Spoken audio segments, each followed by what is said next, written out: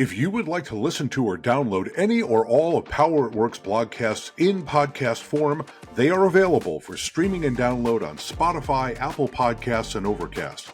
Just search Power at Work on any podcast platform and enjoy all of Power at Work's podcasts.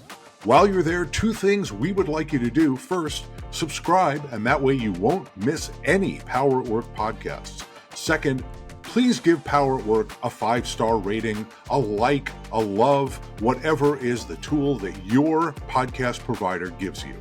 It helps others who care about workers and worker power to find Power at Work's content. They will be grateful, and so will we.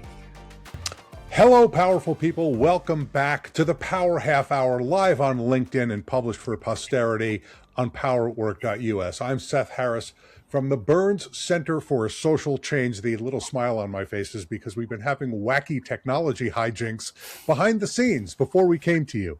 So the Power Half Hour brings you more voices, more news, and more worker power insights in just 30 minutes. I've got an expert panel. I mean, today, a really high-level panel. Love all of our guests, but man, we got a murderer's row today. It's very impressive. I'm going to introduce them to you in just a moment. Our video audience, of course, can see them arrayed in front of you. Our audio audience is just going to have to wait to hear what they sound like.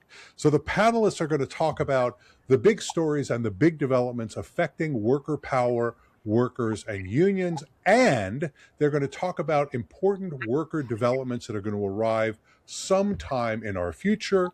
And then at the very end, as a truly measly and inadequate thank you to our guests, we're going to give them an opportunity for shameless plugs and shout outs. They can shout out or support or promote anyone or anything they would like. Self-promotion, of course, is enthusiastically encouraged. And then if you're hungry for more, stay with us for Power Half Hour Overtime. We'll take questions and comments from the audience, and we'll respond to questions that we received over email from the Power at Work community. That's going to happen during overtime in about 28 minutes from now. Before I introduce you to the people who are going to make you smarter, audience, stay up to date with the Power Half Hour by following the Power at Work page on LinkedIn and by subscribing to Power at Work at poweratwork.us. Go to poweratwork.us, fill out the form there, give us your email address and your name, and it's absolutely free. It's absolutely free to you. All right, let's meet our panel. From, I believe, from the beautiful northern suburbs of New York City. I think that's where he is today. I'm not going to disclose what town he's in. It's a very lovely town. I have been there. He's a long time, and I would say venerable, is that fair? Venerable labor journalist and author, and currently a senior fellow at the Century Foundation. It's Stephen Greenhouse, everybody. Welcome to the Power Half Hour, Steve. Thank you. Nice to be here. And from the People's Republic of Cambridge, Massachusetts, he's the Kestnbaum Professor of Labor and Industry at Harvard Law School and a faculty co-director of the Center for Labor and a Just Economy. It's Ben Sachs. Welcome back, Ben. Thanks, Seth. Great to be here. And from the City of Angels, Los Angeles, California, she's an independent multimedia journalist, purveyor of the Words About Work newsletter, and let's be honest, a Power Half Hour favorite. It's Mel Buer. Hi, Mel. Hi. Glad to be back. Glad to have you here. So let's go to topic number one. We're going to start with you on this one, Steve, just to give you a little bit of warning. We're going to look over our shoulders. We're going to look in the rearview mirror, and you're going to tell us what was the most important or the most interesting development or the biggest news story relating to unions, worker power, or worker collective action over the last several weeks. Steve. Thank you, Seth. Thanks. Very nice to be here. Great to be here with Ben and Mel. The most interesting is probably the huge scandal at the Labor Department, but and the Labor secretaries. You don't want to talk about people being sexually harassed and people having with their staff? It's just embarrassing, but I'm not. That's not that important. So I'm going to talk about what I think was the most important labor development since December. And that is the landmark breakthrough contract that the United Auto Workers won with Volkswagen in Chattanooga. That was announced in February. Remember, Volkswagen plant in Chattanooga, is the only unionized auto plant in the South. It's a major breakthrough. They only won after two losses in unionization votes. They won 2 years ago, and it was kind of embarrassing for the UAW for 2 years to go by without reaching a contract. There was a lot of pressure on Shawn Fain, the president of UAW, to deliver. This came at a time when, I'm sure you have discussed at length, and all your readers know about these landmark unionization victories at Starbucks, Amazon, Trader Joe's, REI, 3-4 years ago, and none of those landmark victories have resulted in unionization contracts. And I was thinking, gee, if Volkswagen, German-owned Volkswagen, with a great history, great labor relations history with its unions, if they don't reach a contract, that's really bad for the union movement. So I think, for the overall union movement, not just the UAW, this contract was very important, and it was a very good contract. The union won a 20% raise over 5 years, a $7 an hour wage bump, raising wages to like $39 an hour, not, a few dollars below the general UAW contracts with GM, Ford, and Chrysler, but it's still quite good. They got a 20% reduction in what workers had to pay for health coverage. They get a $6,550 worker bonus upon ratification, and another bonus of $2,550. A lot of really good stuff, and the union could be very proud. And Shawn Fain and his team were under a lot of pressure. They still hope to do a lot of organizing of auto plants in the South, but that would be very hard if they, still hadn't reached a contract with VW, which was like their landmark victory. And now the UAW says that with this victory under its belt, it's going to try to unionize other plants in the South. Also, and I've been down in Chattanooga several times, there's a very serious, effort to demonize the union down there, to decertify the union down there. And, during the 2 years it took to get this contract, the anti-union forces were saying, we don't need the UAW, they're not able to deliver. And the fact that it won a very good contract, really, I think is going to take the wind out of the sails of the anti-union forces and the decertification folks. But a big victory for labor. So I want to ask you about that, Steve, because we have talked about the Chattanooga victory before, and the big question for me is whether, in fact, it will turn into more organizing opportunities and more organizing victories in the South for the UAW.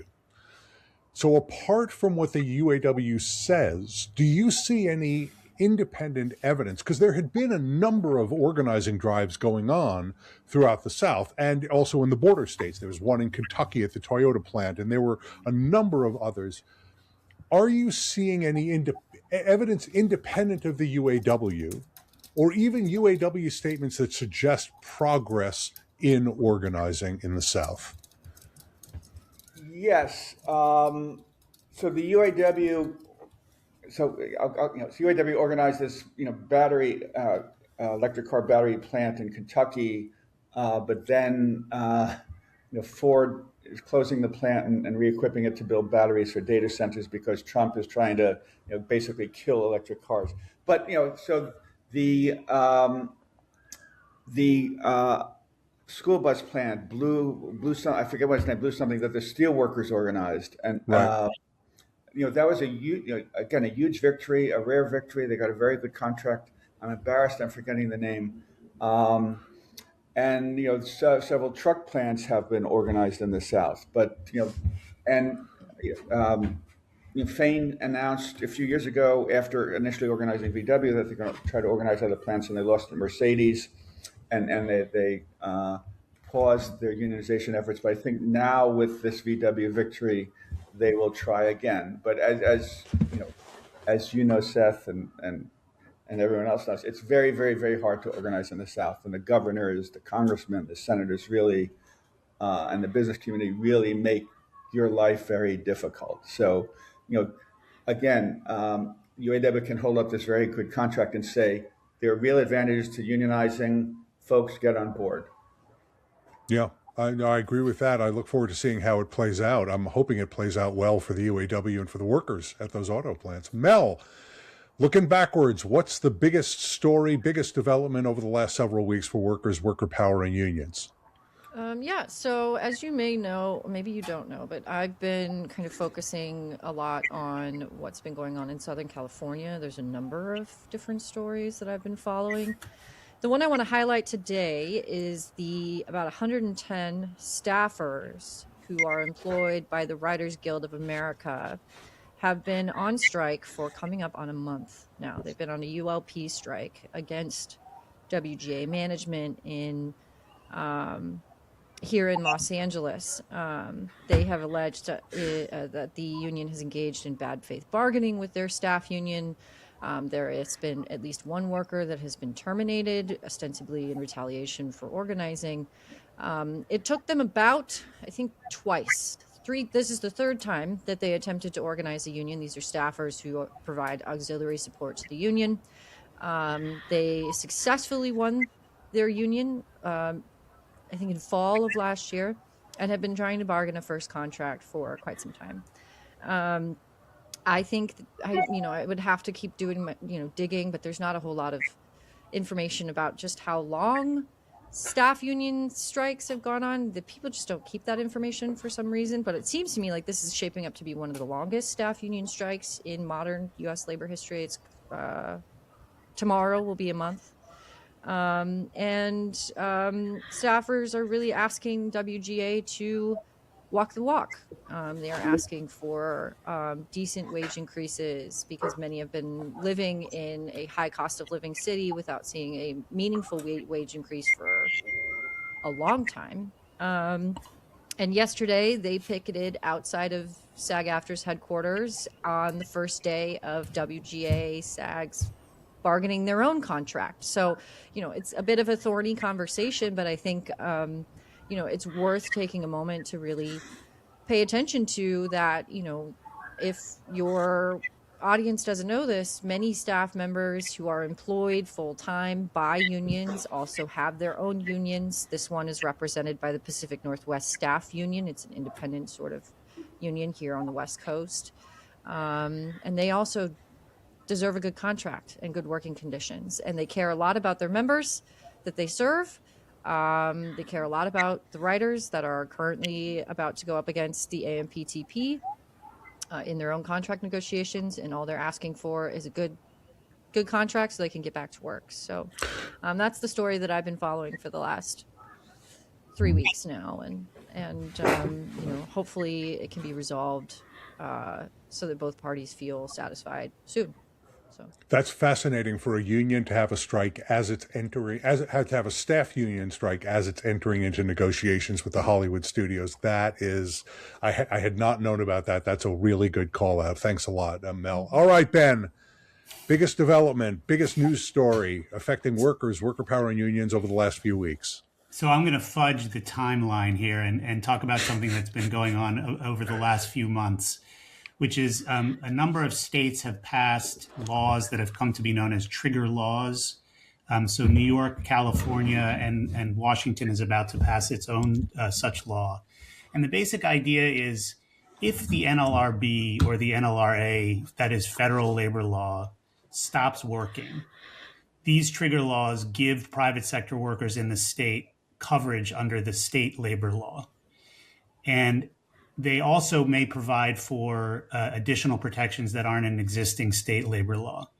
So, some of the things Steve highlighted in his story, the weakness of federal labor law, its inability to ensure that workers who win a union get a contract, the law's failure to make it easy to form a union in the first place, has led to some interest among many of us and many in state government in thinking about what states could do to improve the situation.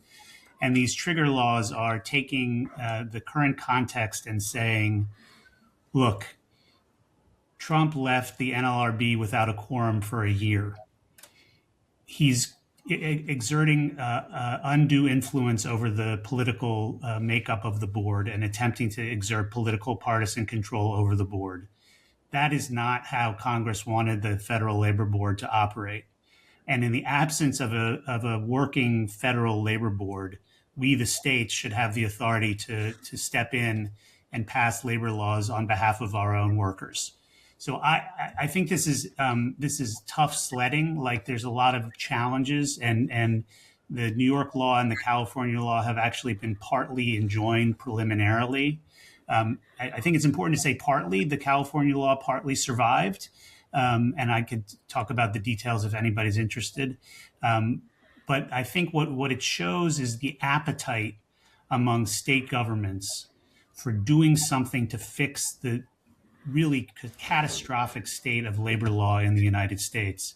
And I'm optimistic that one way or another, states will be able to step in and fill some of the gaps left by federal law.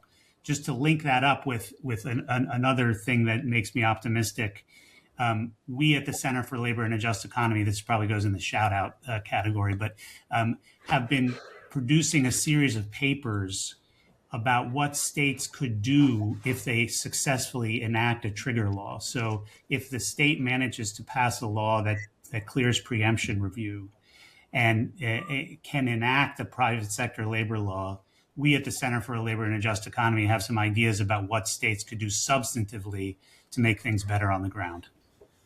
Great. I have a follow-up question, but I'm going to save it for overtime because I want to make sure that everybody gets to say everything they need to say during the first half hour. And the question really is there an expectation, even outside the context of the trigger laws, that states will get involved if the NLRB says, hey, these workers, particularly university and college workers and particularly grad student workers, are not covered by the NLRA. But I'm going to save that for overtime because I want to move forward. And I'm going to actually, it's also because I want to save time for myself. I want to be honest with it. I usually don't jump into the conversation at this point with my own item, but I actually have one over the last couple of weeks. It actually happened this past Saturday. The Virginia legislature passed legislation extending collective bargaining rights to 500,000 firefighters, teachers, home health workers, and a lot of other state and local government employees.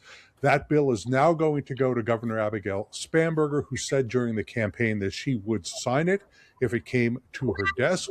This is a huge opportunity for unions to organize, and there has already been organizing among Virginia's public employees, including in the Fairfax County schools, where there's a huge unit that was created jointly by the AFT and the NEA. Most important, it is a new opportunity to organize that is unaffected by the chaos that Ben was just talking about at the National Labor Relations Board. Chaos is too generous. Complete dormancy of the NLRB, or near dormancy of the NLRB. Our very smart audience knows public employees in the U.S.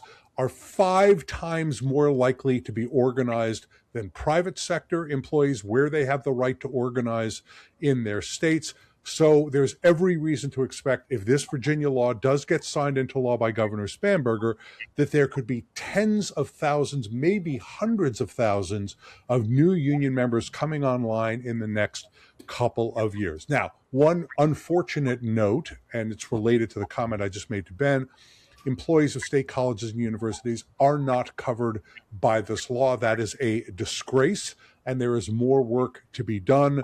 But more union members means more union power, means more pressure on the state legislature to expand the law even further. So I'm really optimistic about that. Okay, guests, topic number 2.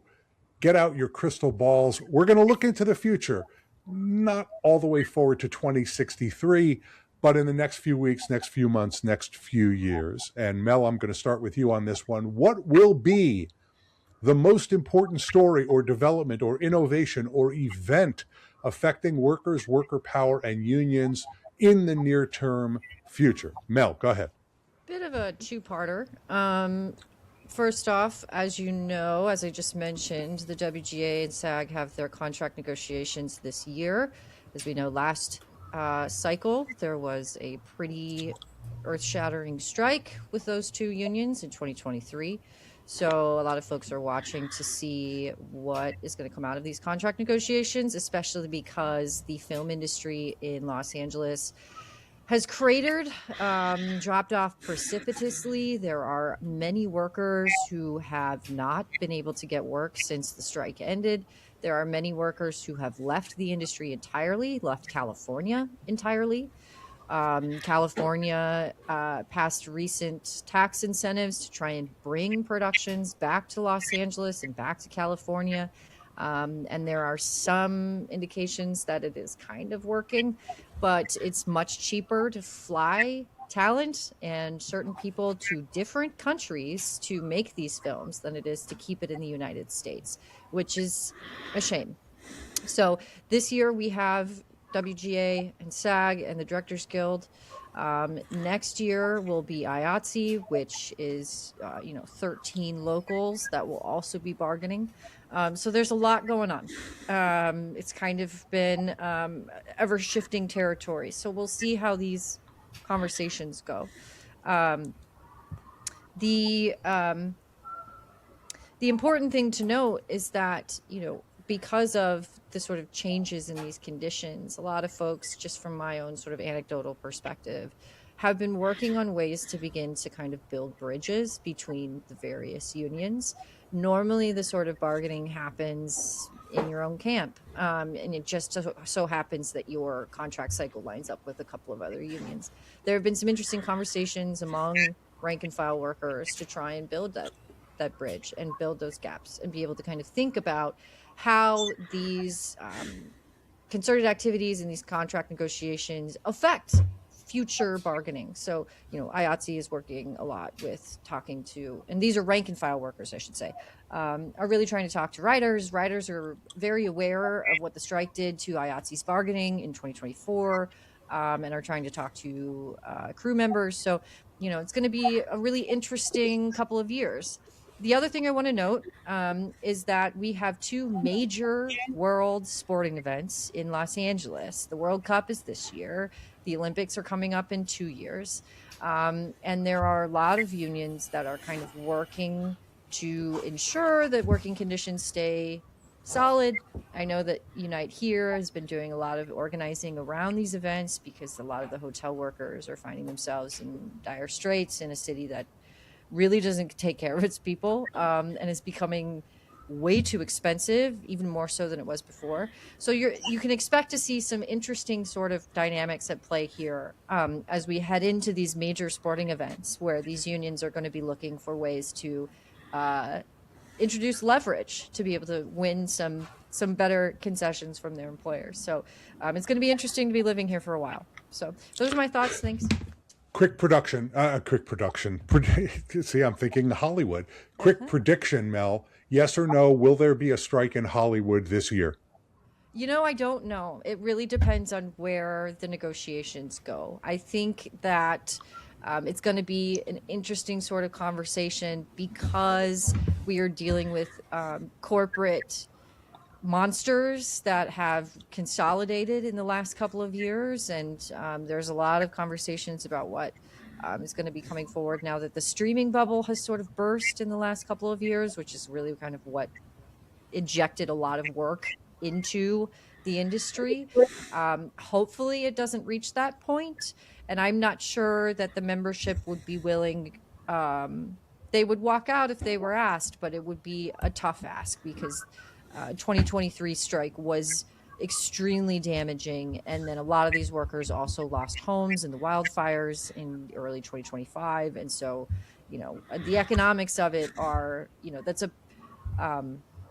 it would be really hard for a lot of people. So if it does reach that point, hopefully the city and the country can kind of come behind these workers and ensure that these workers don't fall through the cracks because, just hearing from workers anecdotally, it has been a very, very tough couple of years. So great. Okay, Ben, looking forward, tell us what's coming down the pike. Yeah, so I'm keeping my eye on the NLRB, and I'm very worried about what's going to come out of the board. So we went from a period of dormancy, to use your word, Seth, where there was no quorum, to now we have a quorum, and we may soon have a supermajority, essentially, of Republican appointees on the board. One thing that is on my mind is the employee status of graduate students, something you also mentioned, Seth. And I know there's a push coming up from the grassroots, so to speak, to get a case in front of the board that would give the board another chance to decide whether graduate students, TAs and RAs are employees and thus entitled to bargain or not. If that case gets to the board and the board says they're not employees, it's going to be havoc. And we have existing bargaining units and existing collective agreements, but some universities who will be interested in moving in the opposite direction. And then will come the even more interesting question of whether, if the NLRB says that grad students are not employees, whether some states will step in and say, okay, since you're not employees within the meaning of the federal law, we'll give you a state set of bargaining rights that could actually be better, stronger than what the federal law provides. So that's one sort of set of developments. The other is still at the board. There was a Sixth Circuit decision, I guess last week or the week before, where the Sixth Circuit refused to enforce the board's CEMEX rule. This is essentially the card check rule that the Biden board established through a case called CEMEX. And what was troubling about the Sixth Circuit decision was the Sixth Circuit said the board exceeded its authority as an adjudicative body and should have done the decision by rulemaking. So, and that is really, really potentially damaging to a future board who wants to try to fix the mess that's going to be left by the Trump board. So if the board has to do everything by rulemaking, it will be able to do very little. And that's a problem in the future. So keeping an eye on all those developments and hoping for the best and optimistic about the grad student front. It may take 3 steps, but if grad students end up getting employment and collective bargaining rights under California and Massachusetts state law, that will be an improvement. Ben, wasn't the board often criticized for doing too much rulemaking, and they was told you should do it through the adjudicatory process? Isn't this? You can't win. That's right. Yeah.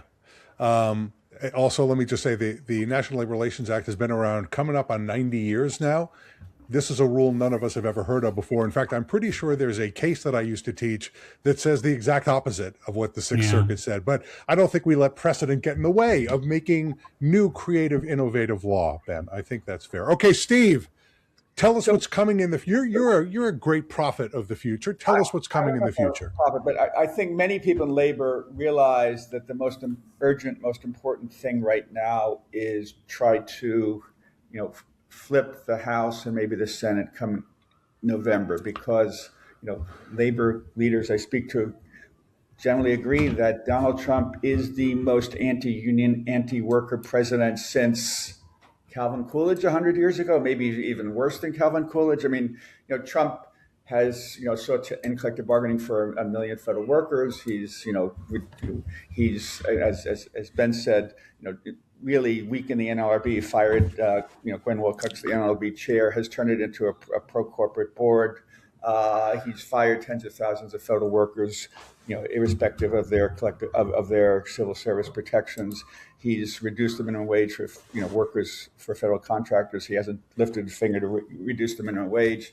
He's cut food stamps, Medicaid. I mean, he's been very bad for workers, and I think union leaders realize that, and they realize between now and Election Day, over the next 8 months, they really have to work. They have to work with the Democratic Party, with African American groups, Hispanic groups, women's groups, immigrant groups, whatever, to educate the American public about how bad Trump has been for typical Americans. That he promised that he would cut prices on day one, and there's a huge issue of affordability now, and unions are in as good a position as anyone in the nation to educate average Americans, average workers, working families, that Trump's been a disaster on affordability, this war, prices, and so I think unions over the next few months will increasingly work to flipped the House, flipped the Senate to help put a check on, the most anti-worker president in by far the most anti-worker president in modern times. We used to say Reagan wasn't great for workers. Trump is much, much, much worse. Yeah. No, I definitely agree with that assessment. And let me also say the prediction markets have now suggested that Democrats have a slight advantage in taking the United States Senate, not merely the House, which I think a lot of people are treating as a foregone conclusion, but the United States Senate is possible. Okay, topic number 3, shameless plugs and shout outs. We like to give our guests a short amount of time. We have about a minute. We're already over time a little bit, so we'll take about a minute and a half each for our guests to plug or shout out anything or anyone they would like. Ben Sachs, what is your shameless plug or shout out? So total shameless plug. I've got a law review article about to come out in the Minnesota Law Review. It's called Is Labor Preemption Good for Labor? And it asks the question that a lot of us have been sort of engaged with, but in a sense dancing around for many years. And that is, would getting rid of the federal preemption law, the rule that says states can't pass their own labor laws for private sector workers, would that be good or bad for workers?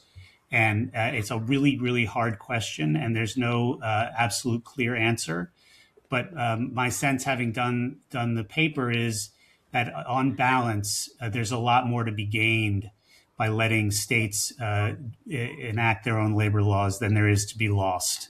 And the thing that makes me most optimistic, and I accept the criticism that this may be naive, but that makes me most optimistic is the idea that if states like California, New York, Massachusetts, Washington made things much better for unions and workers, that power built in those states wouldn't be constrained to those states, but could be exported to organizing campaigns in the South, and could enable the kind of organizing that the UAW is trying to do, and ultimately move politics in the South so that you get a system that at the end of the day results in a better federal law for everybody. Provocative stuff in the Minnesota Law Review. I'm looking forward to reading that. Okay, Stephen Greenhouse, what is your shameless plug or shout out?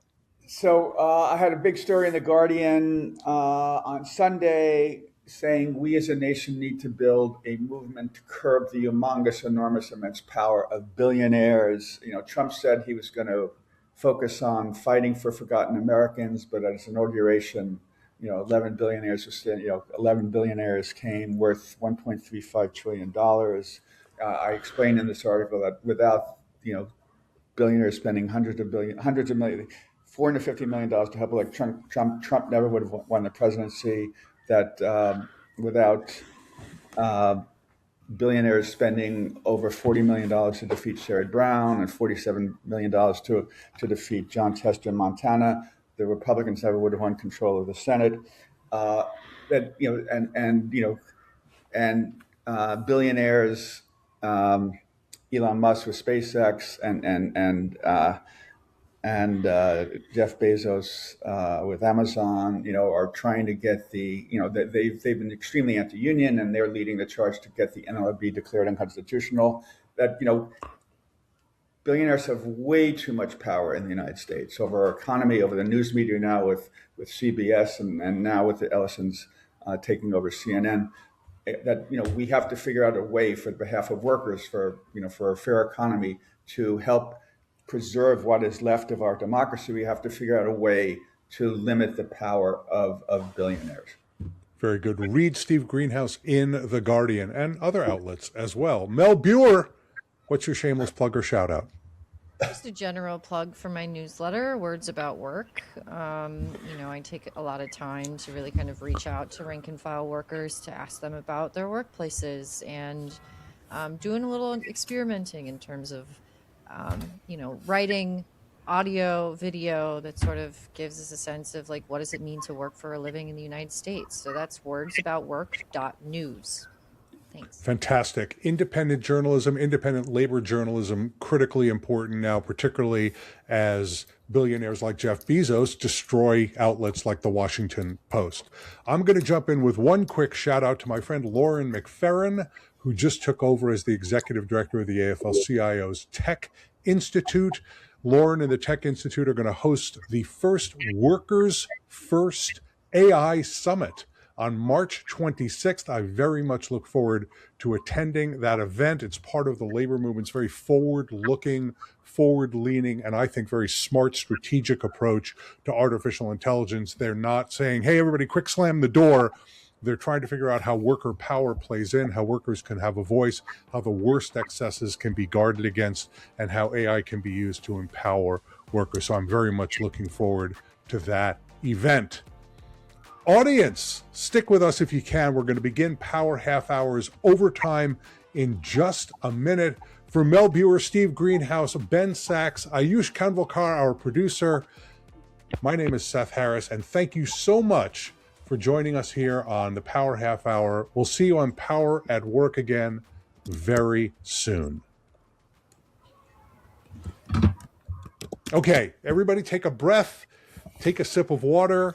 We're going to start overtime, and I'm going to turn to the chat, which is where Ayush has posted our questions. You know, Ben, you came back and actually answered the question I was going to ask you in overtime about graduate student workers and the NLRB, since I think most of us expect that the Trump NLRB will take away the collective bargaining and organizing rights of graduate student workers. Do you foresee, let me just sort of get you to expand on it a little bit.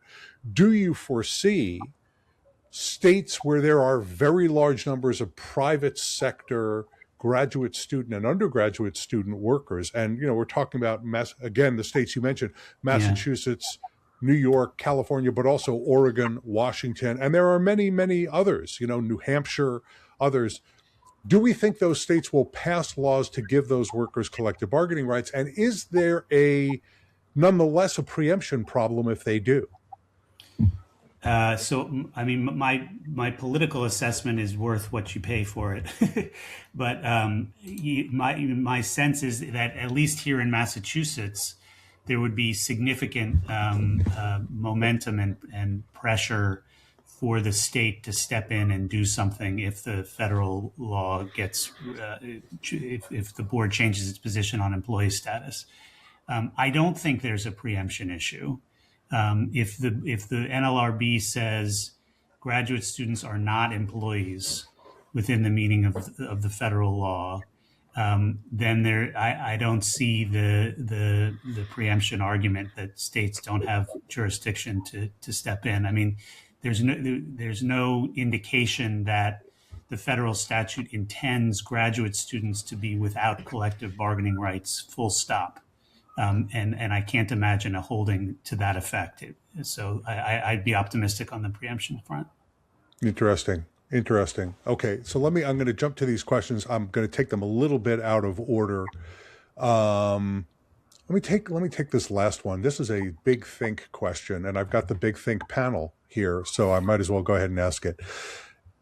Here's the question from a member of the Power at Work community. Is there a labor perspective on the war in Iran?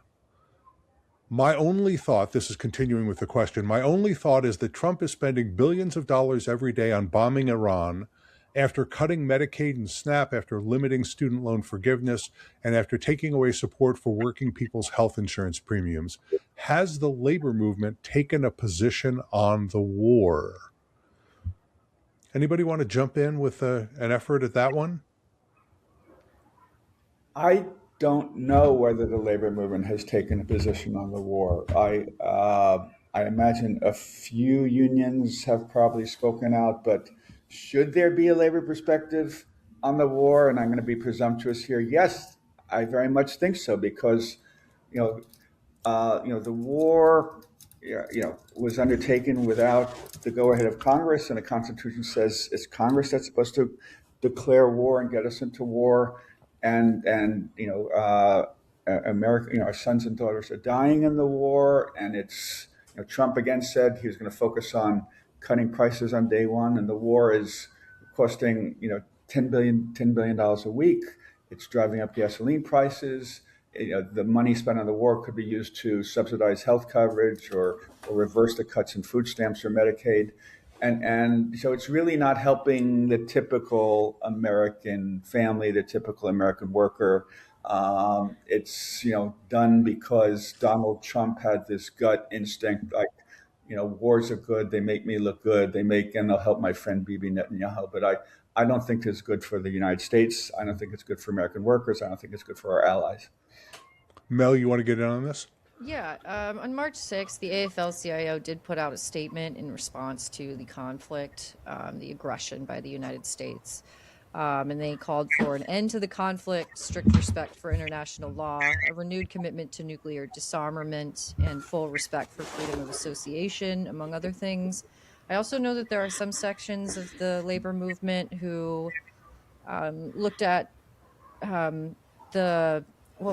repealing the gas tax for a year in response to potential energy crises, and there were a number of unions who said, that's not really going to solve the problem. It's just putting a Band-Aid on a flood, essentially. And so really you kind of just have to take it like local by local and union by union to see what their thoughts are. But the AFL-CIO has said, this is not a conflict that the United States needs to be a part of, and we are urging the United States government to de-escalate this as quickly as possible. So, yeah, I don't think Donald Trump immediately rethought his position on the war after seeing that statement, but I think it's important that the AFL-CIO take a leadership position on the war. Ben, anything you wanted to add on this one? Probably that covers it, yeah.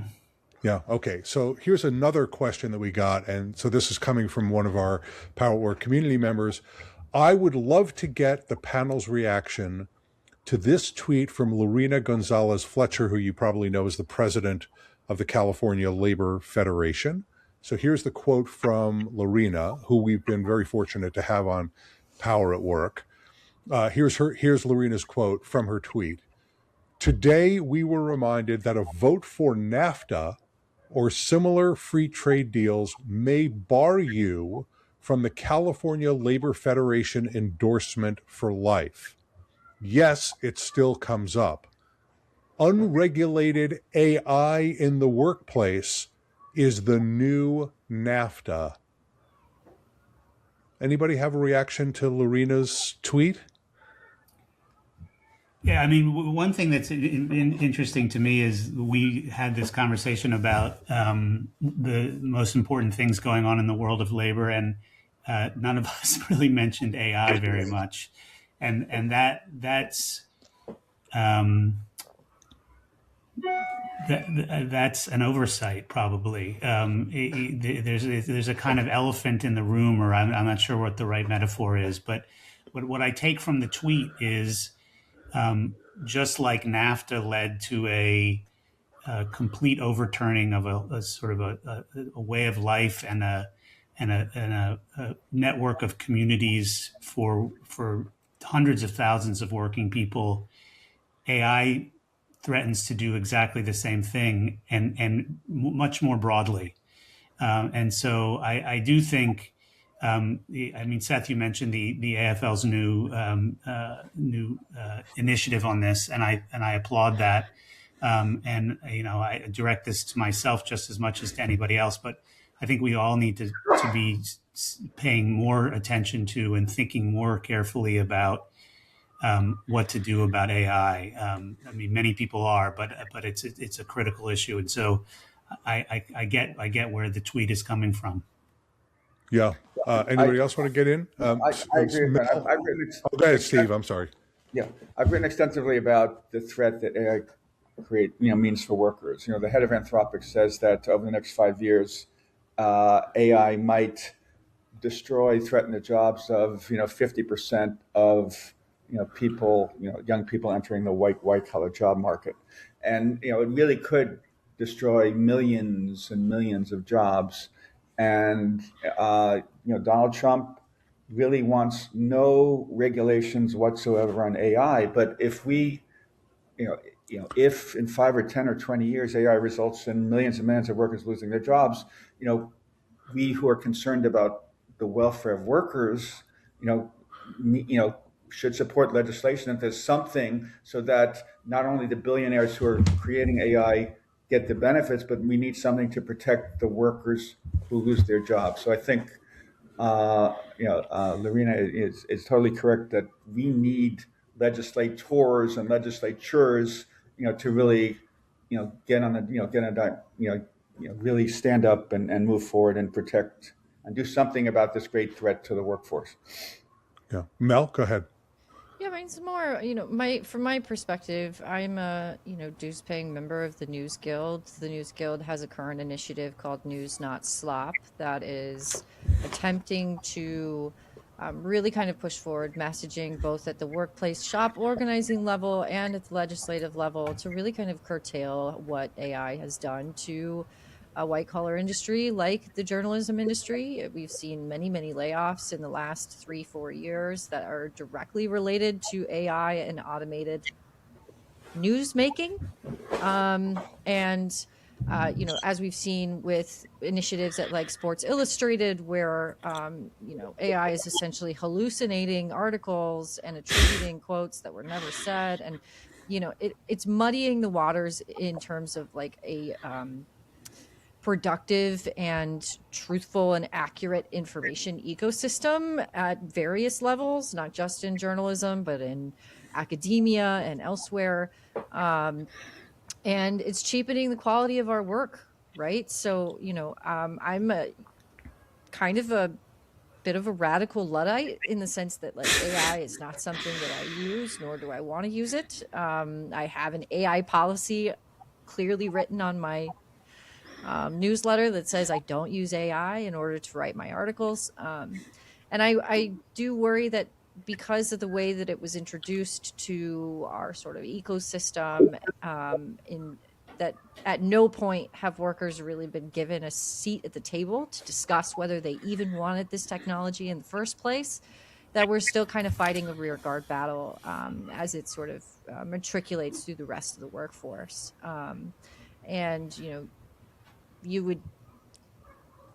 You would hope that the labor movement would continue to kind of like see that for what it is. And so I appreciate Lorena's thoughts here, and that, at some point we really need to have a hard conversation about, I don't see a net positive from allowing this sort of technology into the workplace. This is the same conversation we've had about, well, what happens if automation takes jobs? Here we are. Right. It's just not a robot that's helping you build a car. It is, decimating white collar and other industries all over the country and contributing heavily to the jobs crisis that we have currently. So, screw AI. Not a fan. Not a fan. So AI is my brain, So I want to mention, be smart and enjoy your brain. You don't need to offload that work to a computer. I'm sorry. So we had Lorena on with Chrissy Lynch, who's the president of the Massachusetts AFL-CIO. They are the co-chairs of an AFL-CIO task force of state federations focused on AI. It's the AI task force. And the critical word in Lorena's tweet is the word unregulated. Unregulated AI in the workplace is the new NAFTA.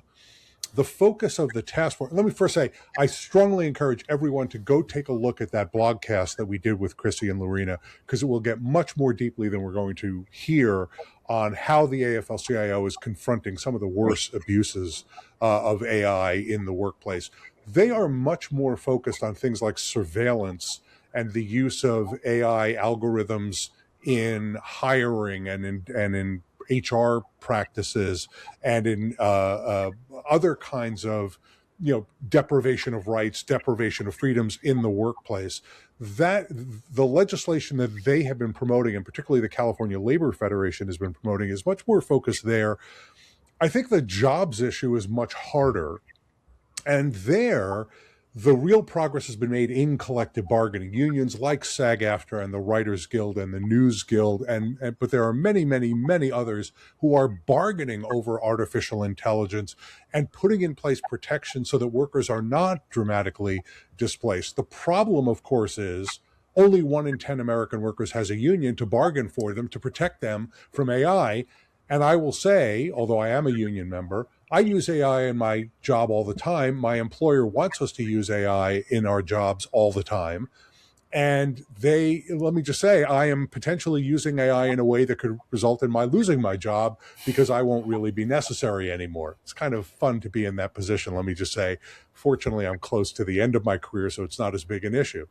But it's very interesting where the AFL-CIO has chosen to intervene here, and they're focusing on the worst abuses. So that's one of the reasons I'm looking forward to this conference that Lauren is putting together on March 26th to see sort of what the next generation of their thinking is about how they intervene in a meaningful way.